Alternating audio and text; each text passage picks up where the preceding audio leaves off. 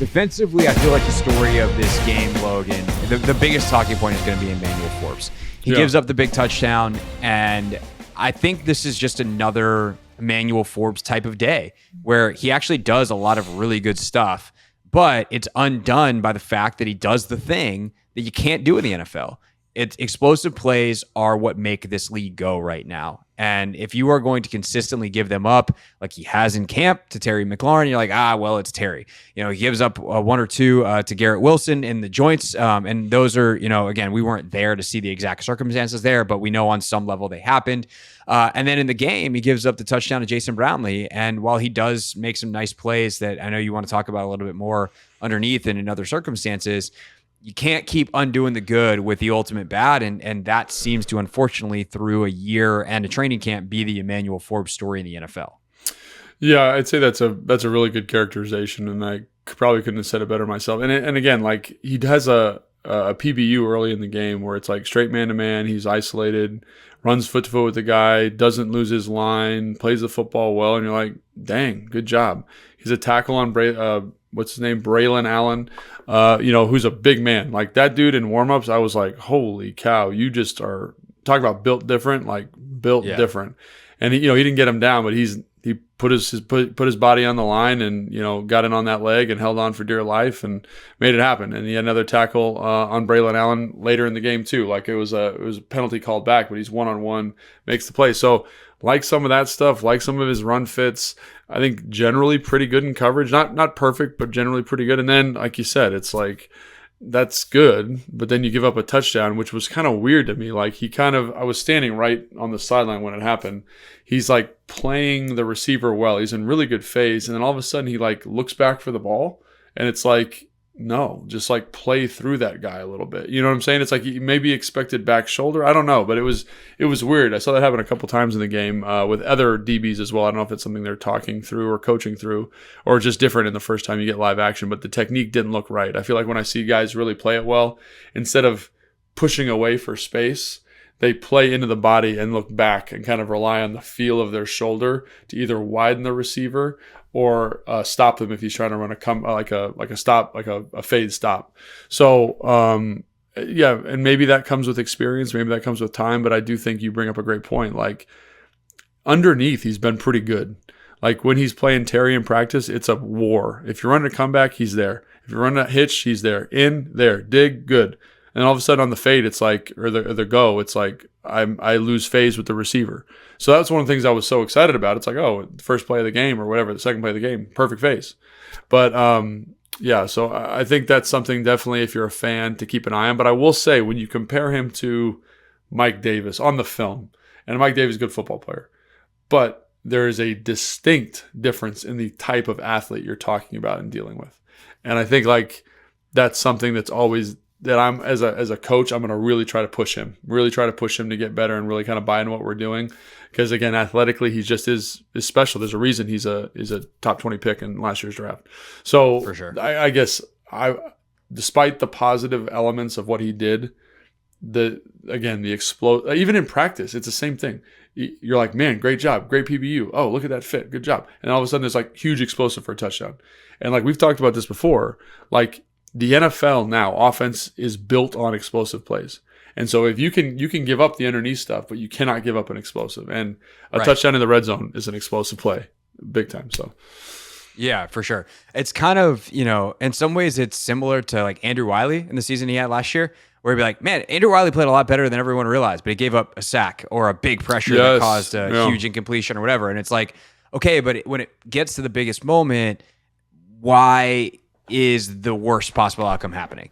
And that's eliminating worst possible outcomes and mitigating mistakes to like, okay, well, he gave up a 10-yard comeback versus he gave up a go ball.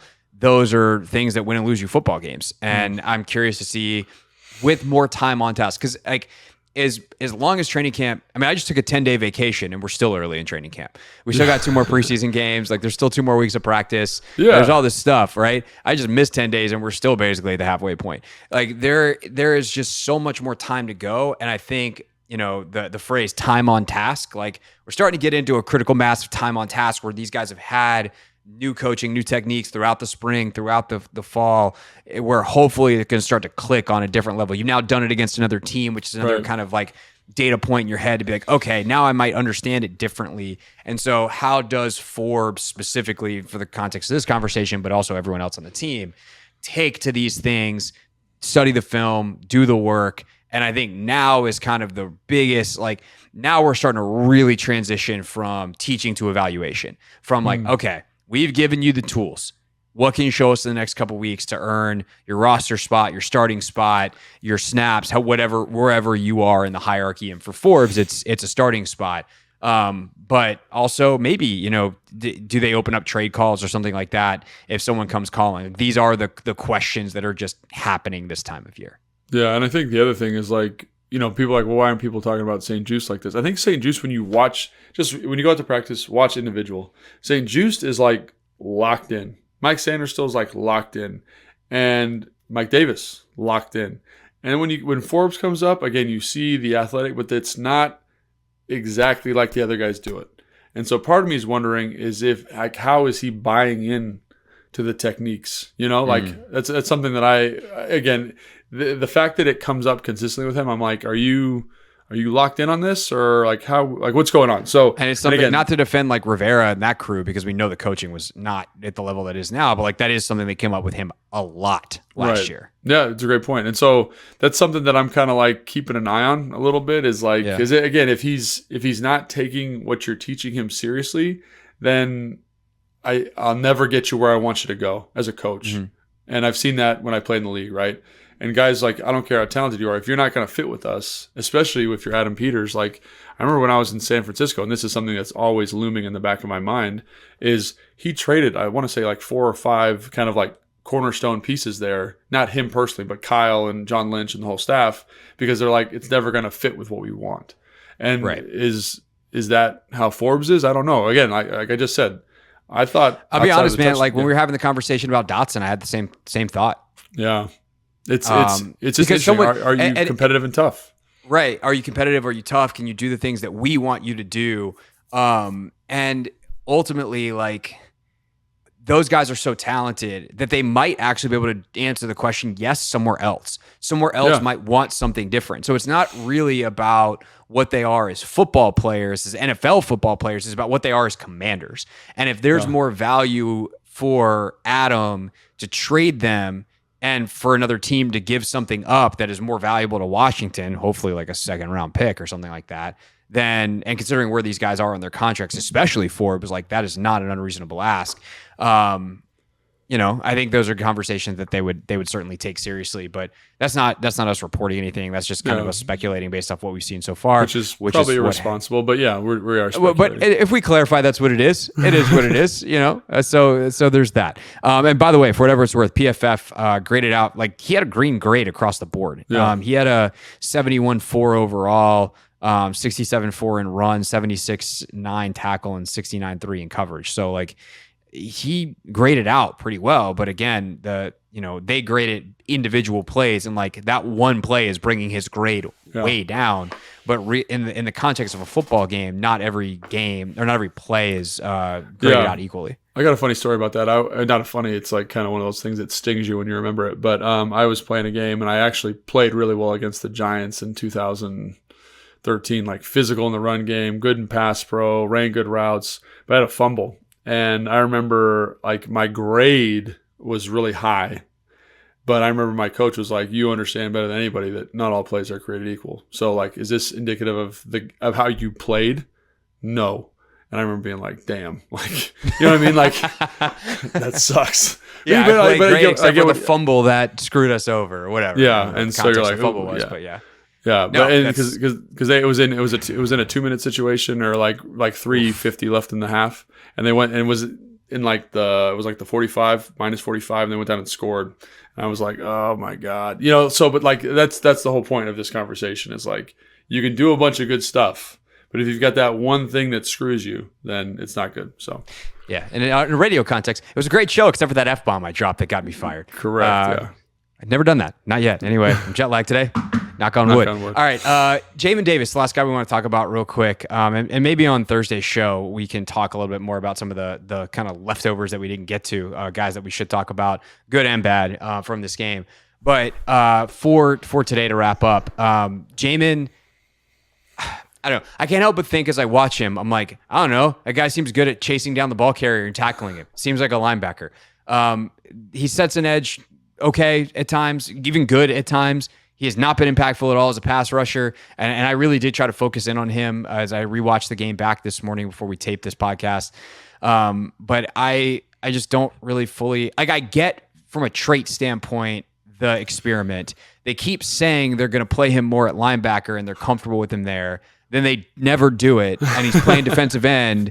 And his best thing is running and chasing ball carriers like he's a linebacker.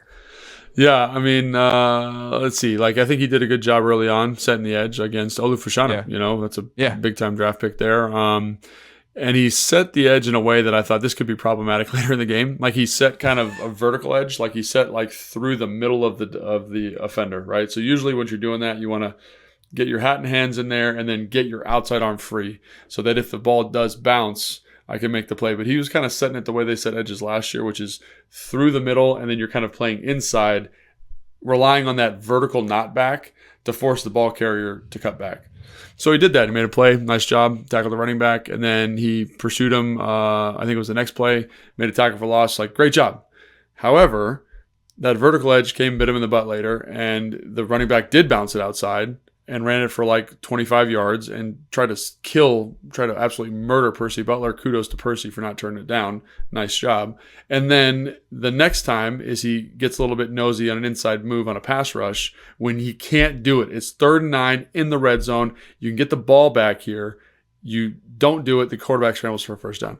And again, that all comes with inexperience at the position and getting a feel for stuff. I love the physicality, love the effort, but you can tell there's a ways to go. I think the thing that I came out is that he is a tremendous athlete. Tremendous athlete. Yes. And it might work at the end. It might work. But it just seems like he's got a long way to go as a pass rusher, as a guy that can do that down in and down out. Now, I will say this. I trust Joe Witt Jr. in the sense that because of they use so many stunts, like line stunts, like ETs, TTs, internal games, big loops, very low skill as a actual pass rusher in those situations. You need to be fast and athletic. So that's where I think maybe in season when you're showing more of that stuff, that role becomes a little bit bigger, a little bit more dynamic. Yeah, one quote that I did catch on Twitter in the rare times I checked it was that Dan said Jamin has been better as like a first, second down player than they anticipated at edge,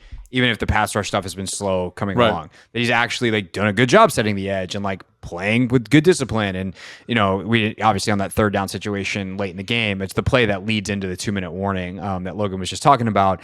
And yeah, he dives inside and you're like, oh, great. There's 40 yards of space on the edge on 3rd and 9, 3rd and 7, whatever it was. Yeah. Not great, Bob. But the fact that Dan said that made me go, well, maybe he does wind up, because I thought he was, when I left, I was kind of like, he might get caught in the numbers game here. Like, I just don't see where he kind of fits on this roster. But the fact that they feel like they can trust him a little bit more, he is playing on teams and like he's in the picture a lot. He hasn't made a huge play on teams yet, but like it seems to be in the right places. I think it's going to be interesting to watch the next couple of weeks. I definitely think it's big. And if he can have that breakthrough moment, because again, we talk about time on task. He just doesn't have a lot of it. But if something clicks for him or they think that it's getting closer, then they'll continue to give him the shot. Because as time is, and this to me is like the big thing is like John doesn't say stuff lightly. So when John's talking about you don't give up on speed and you don't give up on athleticism, and we're both watching this game and like you just said, like he's a special athlete, like you don't give up on that. And so I tend to think that he's probably going to wind up, they'll figure out a way to keep him around. And then it's on Joe Witt, as you said, to figure out the best way to use him. And perhaps they have some things in mind that they don't necessarily want to show quite yet in the preseason. All right, go ahead. Let's go ahead and wrap that up. And then last thought there is just that, like, I think they, some of the things we talked about with Forbes, like how there's the athlete, but there's maybe a lack of like buy-in. I think it's the total opposite with Jamin. And if there's one thing that, that you see is him bought in. Like, he's excited at practice. He's got a big smile on his face. He's working hard. And that means something to coaches, because then I know, hey, maybe not now, but week 4, you're there, or 6, you're there, and we can get you out there, and you're going to elevate this defense. And so I think maybe that's what John is feeling, because again, he's big and he's fast, right? But I've seen big and fast guys get cut all the time. But it's the fact that he is in it. He wants it. He's excited about this opportunity. And I think that shows up on those first couple plays that he makes. Like, he's working. He's setting edges. He's being physical. He's running stuff down. He's running to the football. So I think that, to me, is maybe the difference in how the coaches are talking about them, the two players. Yeah. And I think specifically at that position too, man, like, you have to be relentless.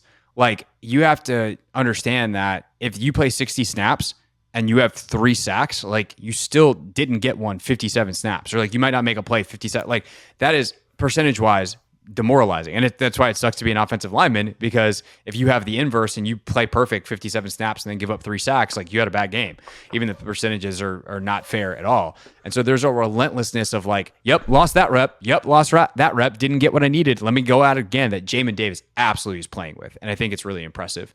And we'll see again if you know, that's not enough to make the team, but it certainly helps push things in the right direction because of what you just said about what it could mean in the long term. All right, that's our show for today. We'll be back with more practice recap and some leftover thoughts from the game later on in the week. Joint practice against Miami on Thursday. Game coming up, so we'll continue to give you 2 podcasts a week and then recap the game on throughout the preseason. So that's what we're doing. I made it, Logan. We did it. I think I'm going to go take a nap now. Good idea. All right, then I'll see you all on the radio later. Goodbye. Thanks for watching this clip of Take Command, which has a brand new home. That's right. You can watch on YouTube at the Team 980. You can also listen to full episodes in the free Odyssey app, which is now enabled with Apple CarPlay. So we'll just, follow you around.